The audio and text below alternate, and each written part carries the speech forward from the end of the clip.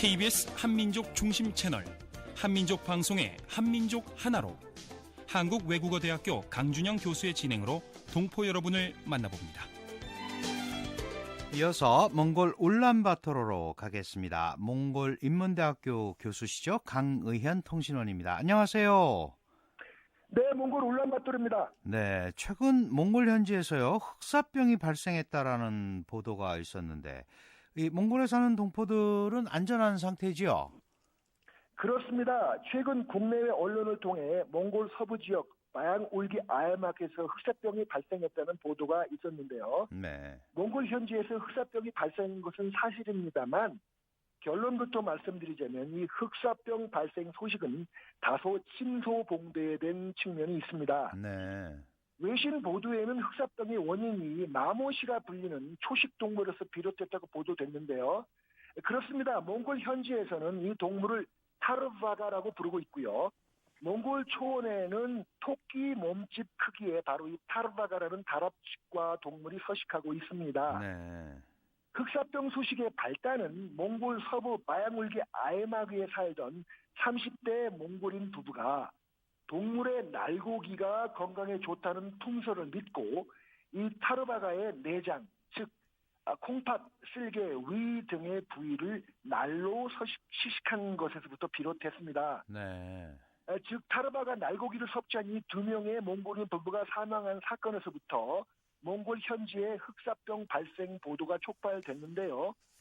외신을 통해 보도된 이 기사를 참조해 고국의 일부 언론 매체가 몽골을 방문 중인 우리 관광객들이 격리돼 치료 중이라는 보도를 했습니다만 네. 주 몽골 대한민국 대사관은 이것은 사실이 아니라고 밝혔습니다. 네.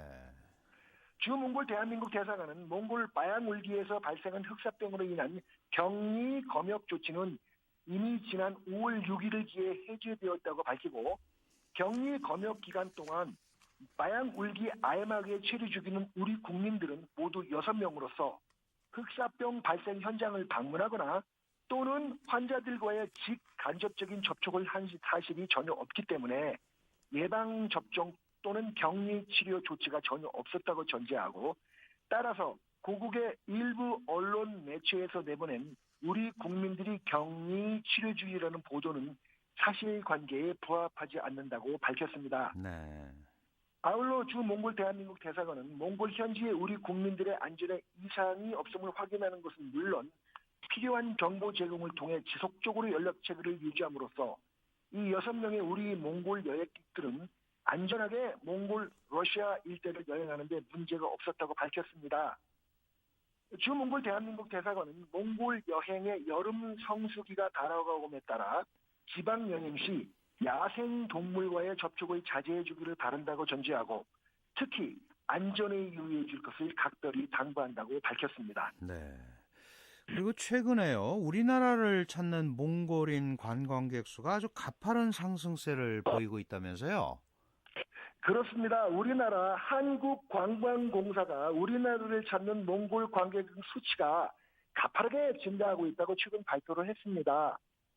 지난 5월 16일에 한국관광공사 발표에 따르면 한국 방문에 나선 몽골 관광객 수는 지난 2014년부터 올해 2019년까지 5년 동안 연평균 16.9% 정도의 증가를 거듭해 지난해엔 역대 최다인 11만 4천 명을 기록했습니다. 네.